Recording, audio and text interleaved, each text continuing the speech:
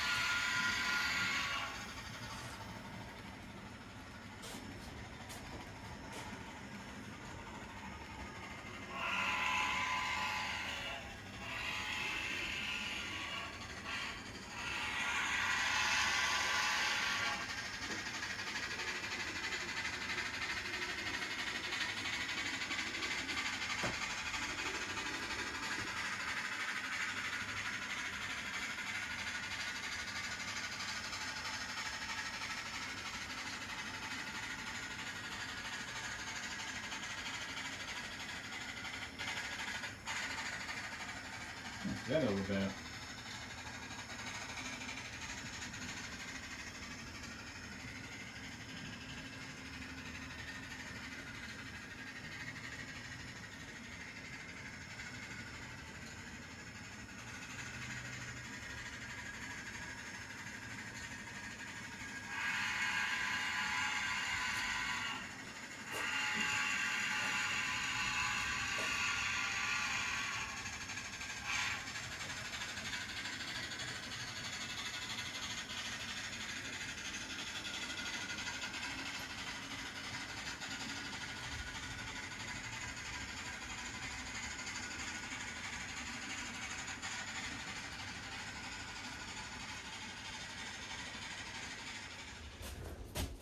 Hello everyone, welcome back to the Ness River Railroad. It's David MacDonald here.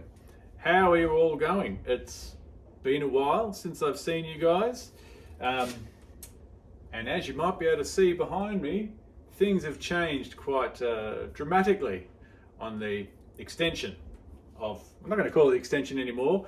I think I've decided on a name because my cat Bertie often sits in his box in the lake and it's kind of the top of a hill. I'm thinking I might name this area Bertie's Bluff. I'm not sure. I reckon it's pretty cool, but we'll see how it goes.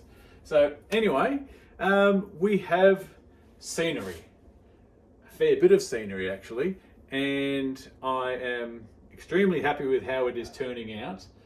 I was really wanting to get it all 100% Ute done and then say, hey everybody, look what happened, I've done it all, but I haven't been able to get that much done as much as I wanted to do. Heading back to work next week. I'll probably try and get it all done and dusted in the next couple of weeks, but I didn't want to leave it too long for an update. So here we are. I'm going to stop my little intro. I'll put my camera on my handheld little tripod thing, and we'll go around and we'll have a look at what I've done with the area. Cheers. Okay, everybody. So I don't know really where to start. So let's see. I mean, I've had that area done for quite a while, and I just sort of knuckled down once I was really happy with all the track work and everything. Did all my ground covering and started making trees again. So I think when I stopped making trees last time, we were about here. So pretty much all the trees you see before you have been made up, except for maybe about a dozen, which I've stolen from another area. But I'll fill you guys in on that detail a bit later on. But yeah, it's been really good to get it to this point, and it really just brings things to life. So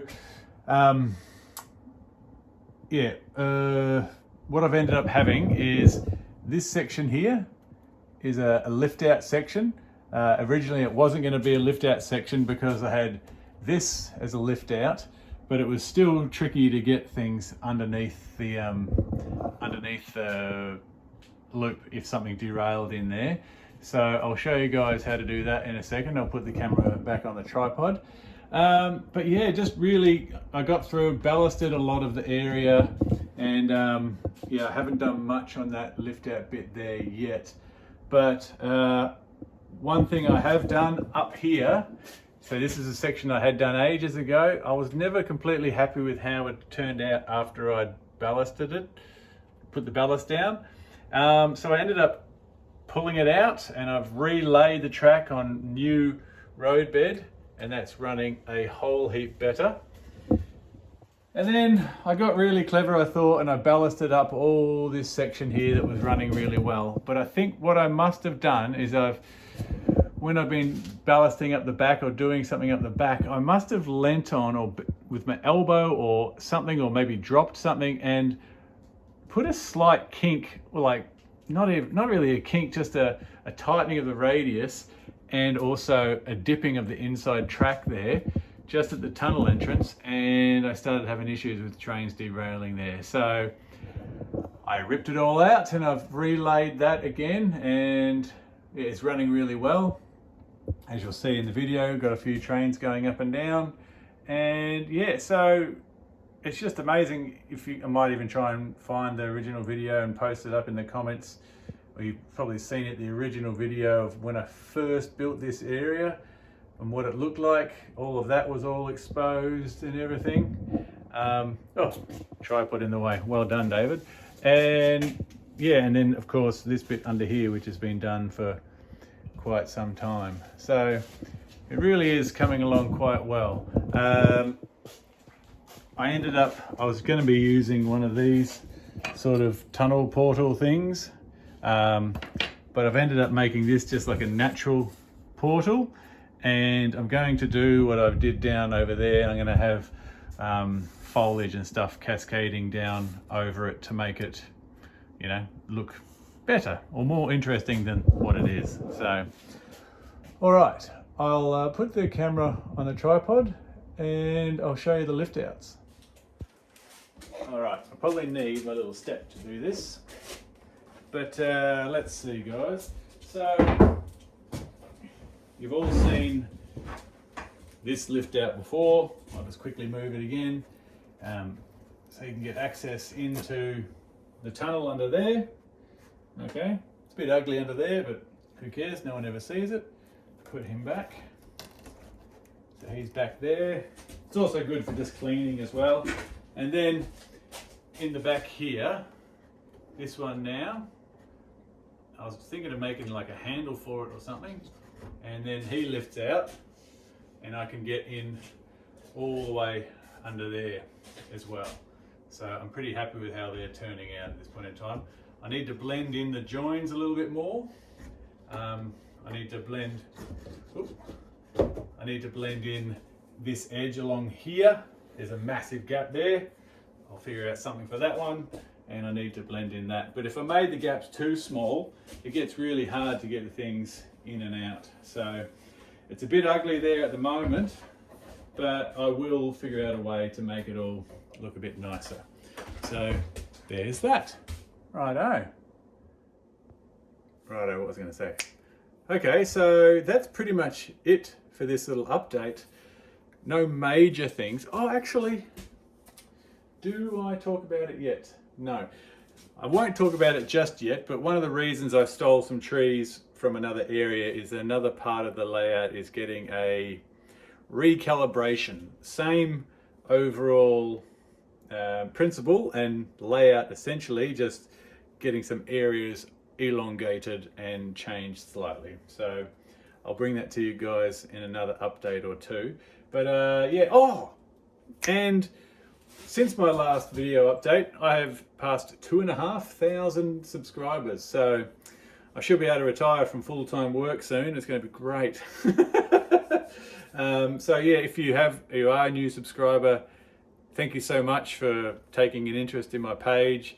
If you guys have been here for the 6 or 7 years that I've been making this layout, thank you as well. That's also amazing. So yeah, but that's about where we're at the moment. One thing I did before I go, one thing that's helped me really run the layout a lot better is at the N-Scale convention, I sat in on a tutorial or a clinic with Phil Badger, and it was about pickups on trains and making trains run well.